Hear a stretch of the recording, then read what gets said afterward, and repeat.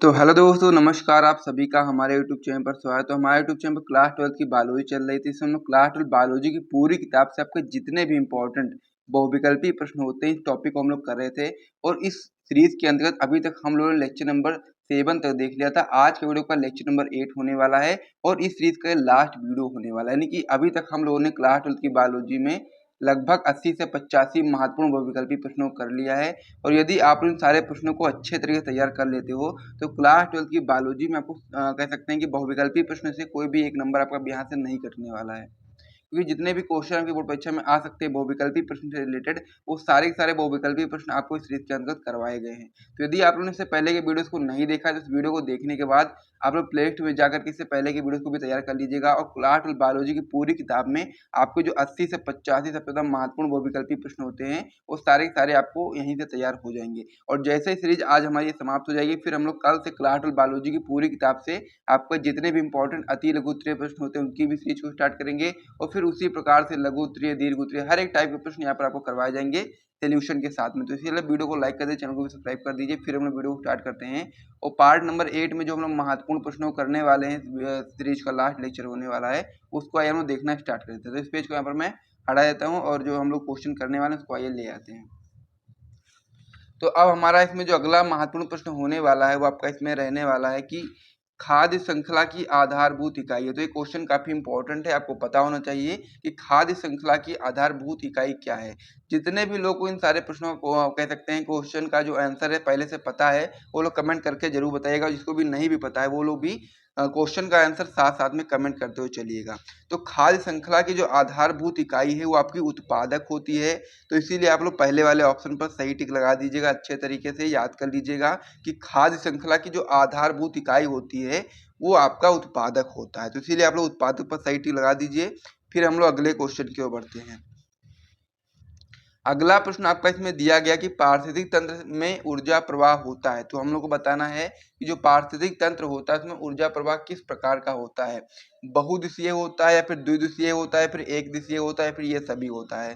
तो यहाँ पर आपको अच्छे तरीके से याद करना है कि जो पारिस्थितिक तंत्र होता है इसमें जो ऊर्जा का प्रवाह होता है वो आपका एक दिशीय होता है, यानी कि एक दिशा में होता है। तो इसीलिए आप लोग यहाँ पर याद रखेंगे कि पारिस्थितिक तंत्र में ऊर्जा प्रवाह जो आपका होता है वो आपका एक दिशीय होता है। तो इसीलिए आप लोग ऑप्शन नंबर बी पर सही टिक लगा लीजिएगा। फिर हम लोग अगले क्वेश्चन की ओर बढ़ते हैं। अगला प्रश्न आपका इसमें हो जाता है कि तालाब के पानी में जैव निम्नीकरण से जुड़े सूक्ष्म जीव किस गैस का उपयोग करते हैं। यानी कि जो तालाब का पानी होता है उसमें जो जैव निम्नीकरण से जो जुड़े आपके जो सूक्ष्म जीव होते हैं वो किस गैस का उपयोग करते हैं। नाइट्रोजन के गैस का उपयोग करते हैं, फिर कार्बन डाइऑक्साइड का, या फिर हाइड्रोजन का, या फिर ऑक्सीजन का। तो आपको यहाँ पर अच्छे तरीके से याद कर लेना है कि तालाब के पानी में जैव निम्नीकरण से जुड़े सूक्ष्मजीव जो आपके होते हैं वो आपके ऑक्सीजन गैस का प्रयोग करते हैं। ये क्वेश्चन भी आपका इंपॉर्टेंट है और आपकी बोर्ड परीक्षा में आ सकता है, इसीलिए मैंने इस प्रश्न को भी यहाँ पर करवा दिया है। फिर हम लोग अगले क्वेश्चन की ओर बढ़ते हैं। अगला प्रश्न आपका इसमें हो जाता है पोखर पारिस्थितिक तंत्र में निम्नलिखित में से कौन प्राथमिक उत्पादक है। यानी कि जो आपका पोखर है उसमें पारिस्थितिक तंत्र में निम्नलिखित में से कौन सा आपका प्राथमिक उत्पादक है। कवक है, जीवाणु है, विषाणु है, या फिर शैवाल है। तो यहाँ पर आपको याद रखना है कि पोखर जो आपका होता है उसमें जो पारिस्थितिक तंत्र में जो निम्नलिखित में से प्राथमिक जो उत्पादक होते हैं वो आपके शैवाल होते हैं। इसलिए आप लोग इस वाले क्वेश्चन पर भी सही टिक लगा लीजिएगा इस वाले ऑप्शन पर। और याद कर लीजिएगा जितने भी प्रश्न मैं आपको यहाँ करवा रहा हूँ हर एक प्रश्न को आप लोग अपनी कॉपी में नोट करते हुए चलो, याद करते हुए चलो। यदि आप लोग नोट नहीं करना चाहते हो तो आप लोग हमारा टॉपर ग्रुप ज्वाइन कर सकते हैं। इसका प्राइस 499 रखा गया है, जिसमें आपको फिजिक्स, केमिस्ट्री, बायोलॉजी तीनों सब्जेक्ट के नोट्स और इंपॉर्टेंट क्वेश्चन आंसर दिए जाते हैं। जिसको भी ज्वाइन करना होगा वो लोग इस नंबर पे व्हाट्सएप पर मैसेज करेंगे। वो नंबर हमारा हो जाता है 9793940081। तो वहाँ पर आपको सारी जानकारी मिल जाएगी कैसे आप लोग टॉपर ग्रुप को ज्वाइन कर सकते हैं। तो चलिए अब हम लोग अगले क्वेश्चन की ओर बढ़ते हैं। अगला प्रश्न आपका इसमें दिया गया है कि संख्या का पिरामिड होता है। तो संख्या का पिरामिड आपका कैसा होता है, सीधा होता है या फिर उल्टा होता है, या फिर हमेशा उल्टा होता है, या फिर हमेशा सीधा होता है, या फिर ना सीधा होता है ना उल्टा होता है।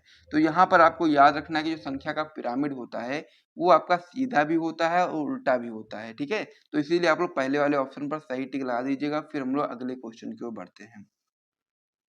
अगला प्रश्न आपका इसमें दिया गया कि निम्न में से अपघटन की जो प्रक्रिया होती है सर्वाधिक तीव्र गति से कहां पर होती है। पहला ऑप्शन आपका इसमें दिया शुष्क मरु क्षेत्र में, दूसरा ऑप्शन आपका देगा उष्ण कटिबंधीय क्षेत्र में, तीसरा ऑप्शन आपका देगा दक्षिणी ध्रुव पर, या फिर चौथा ऑप्शन में आपका दिया गया एल्पाइन क्षेत्र में। तो यहाँ पर आपको याद रखना है कि जो अपघटन की जो प्रक्रिया होती है सर्वाधिक तेज जो आपकी होती है, सर्वाधिक तीव्र रूप से वो आपका उष्णकटिबंधीय क्षेत्र में होती है। तो इसीलिए आप लोग ऑप्शन नंबर बी पर सही टिक लगा लीजिएगा। और साथ ही में इस पेज पर जितने भी क्वेश्चन मैंने आपको बताए हैं, अगर आप लोग को उनमें से किसी भी क्वेश्चन का आंसर पता है तो आप लोग कमेंट करके बताइएगा। अगर नहीं भी पता है तो आप लोग हर एक क्वेश्चन का आंसर यहाँ पर हमारे साथ में आंसर आपको मैं बता ही रहा हूँ, तो साथ साथ में आप लोग कमेंट बॉक्स में कमेंट करते हुए रहिएगा ताकि हर एक प्रश्न आपका यहाँ पर कंप्लीट होता रहे। तो मैं उम्मीद करता हूँ कि इन सारे प्रश्नों को आप लोग नोट कर लिया होगा। तो चलिए अब हम लोग अगले पेज पर बढ़ते हैं और महत्वपूर्ण प्रश्नों को करते हैं। तो अब हम इसमें हमारा जो अगला महत्वपूर्ण प्रश्न हो जाता है आपका, हो जाता है कि भारतीय का राष्ट्रीय उद्यान है, यानी कि भारत का जो सबसे प्रथम जो आपका राष्ट्रीय उद्यान है वो कौन सा है।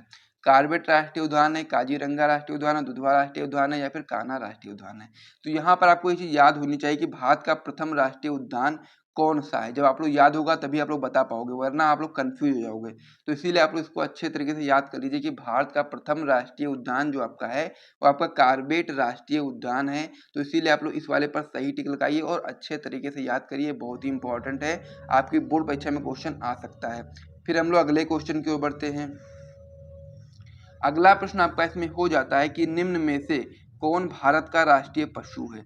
अब ये क्वेश्चन बहुत ही ज़्यादा इजी है, तो इसका आंसर आप लोग अपने हिसाब से कमेंट करके बताना है। इसका आंसर आप सभी को पता ही होना चाहिए। तो मैं उम्मीद करूँगा कि आप लोगों को क्वेश्चन का आंसर पता होगा।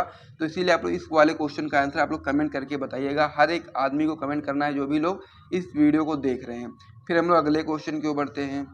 अब इसमें हमारा जो अगला क्वेश्चन हो जाता है आपका, हो जाता है कि उत्तर प्रदेश का राजकीय पक्षी। तो ये चीज हमको पता होना चाहिए कि उत्तर प्रदेश का राजकीय पक्षी कौन सा है। तो यहाँ पर सबसे पहले आपके सामने ऑप्शन दिए गए हैं। पहला ऑप्शन आपका दिएगा मोर, दूसरा ऑप्शन आपका देगा कबूतर, तीसरा आपका देगा सारस और चौथा आपका देगा गौरैया। तो ये क्वेश्चन भी आपके बोर्ड परीक्षा में आ सकता है कि उत्तर प्रदेश का राजकीय पक्षी के बारे में बताइए। तो यहाँ पर आप लोग याद रखेंगे कि उत्तर प्रदेश का जो राजकीय पक्षी होता है वो आपका सारस होता है। तो इसीलिए आप लोग ऑप्शन नंबर सी पर सही टिक लगा दीजिएगा। फिर हम लोग अगले क्वेश्चन की ओर बढ़ते हैं। अगला प्रश्न अब आपका इसमें हो जाता है कि दुधवा राष्ट्रीय उद्यान स्थित है। कि दुधवा राष्ट्रीय उद्यान कहाँ पर स्थित है, ये चीज आपको पता होना चाहिए। पहला ऑप्शन आपका इसमें दिया गया असम में, दूसरा आपका दिया गया राजस्थान में, तीसरा ऑप्शन आपका दिया गया झारखंड में या फिर चौथा ऑप्शन आपका दिया गया उत्तर प्रदेश में। तो यहाँ पर आपको याद रखना है कि जो आपका दुधवा राष्ट्रीय उद्यान है यह आपका उत्तर प्रदेश में स्थित है। इसीलिए आप लोग ऑप्शन नंबर डी पर सही टिक लगा देंगे। फिर हम लोग अगले क्वेश्चन की ओर बढ़ते हैं। अब इसमें जो हमारा अगला प्रश्न हो जाता है आपका, हो जाता है कि काजीरंगा राष्ट्रीय उद्यान भारत के किस राज्य में स्थित है। ये क्वेश्चन भी आपका इंपॉर्टेंट है, आपको पता होना चाहिए कि काजीरंगा राष्ट्रीय उद्यान आपके भारत के किस राज्य में स्थित है। पहला ऑप्शन आपका इसमें दिया गया असम, फिर गुजरात, महाराष्ट्र, पंजाब। तो इसमें से आपको बताना है कि काजीरंगा उद्यान जो आपका है ये आपका किस राज्य में स्थित है भारत के। तो आप बताएंगे असम राज्य में स्थित है। तो इसीलिए आप लोग पहले वाले ऑप्शन पर सही टिक लगा देंगे। फिर हम लोग अगले क्वेश्चन की ओर बढ़ते हैं।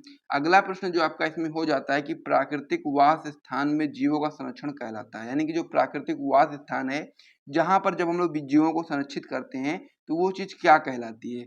उत स्थानीय संरक्षण या फिर स्व स्थानीय संरक्षण या फिर दोनों, ये व भी दोनों और साथ ही में इनमें से कोई नहीं। तो यहाँ पर आपको याद रखना है कि जब प्राकृतिक वास स्थान में ही जब हम लोग जीवों को संरक्षित करते हैं तो आपका स्व स्थानीय संरक्षण कहलाता है। इसीलिए आप लोग इस वाले ऑप्शन पर सही टिक लगा दीजिएगा।